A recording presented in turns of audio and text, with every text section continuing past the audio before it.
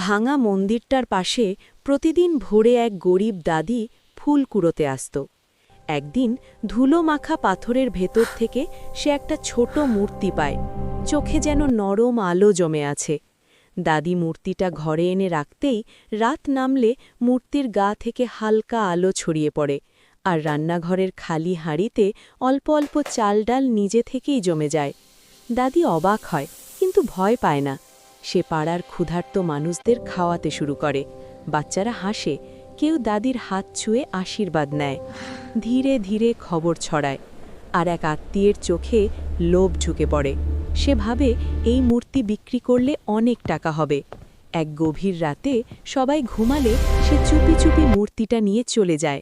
পরদিন সকালে দাদি চুলার সামনে বসে থাকে। চুলা আছে, হাঁড়ি আছে, কিন্তু আলো আর আসে না। সে মন্দিরের দিকে তাকিয়ে শুধু বলে, থাক, যেমন ছিল তেমনই থাকত। যদি গল্পটা তোমার মন ছুঁয়ে যায়, একটা লাইক দিয়ে রেখো, আর এমন নরম গল্প পেতে সাবস্ক্রাইব করে নিও।